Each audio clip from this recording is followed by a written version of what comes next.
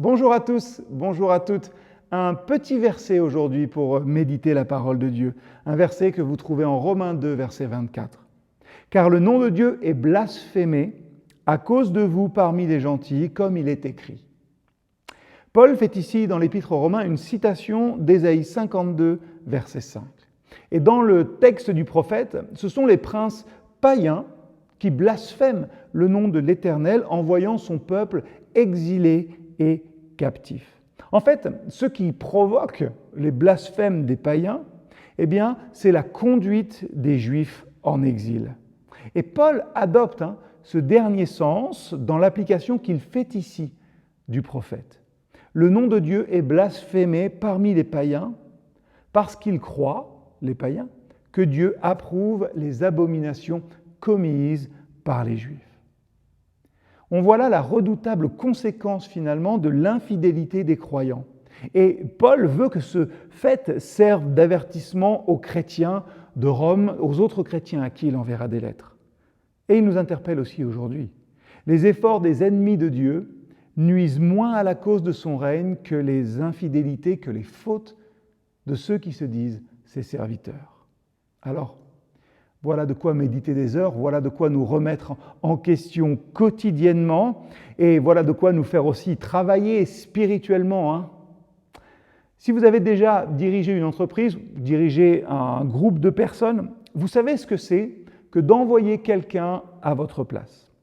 Vous savez que ces personnes que vous envoyez vont interagir en votre nom avec une personne qui ne vous connaît peut-être pas.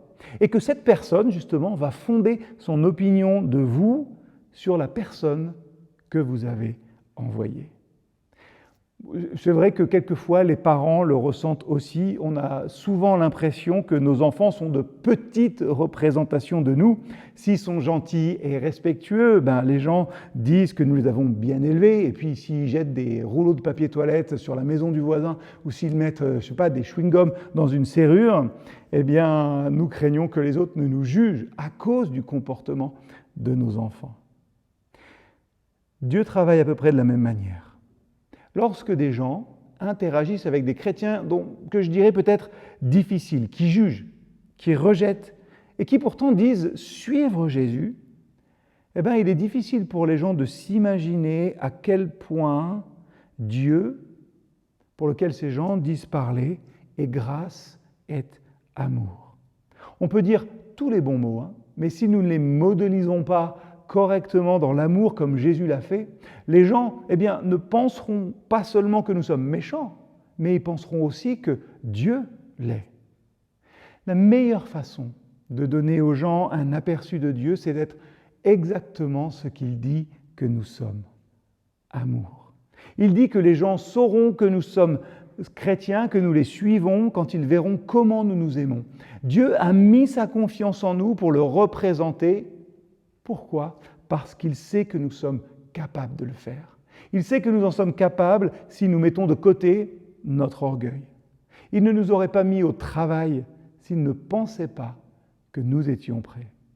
Alors, rappelez-vous aujourd'hui que vous êtes un enfant de Dieu, mais que vous êtes aussi une expression tangible de Jésus dans le monde. Ne dites pas aux gens ce que Jésus voulait dire, mais aimez-les comme lui l'a fait. Alors, défi pour aujourd'hui.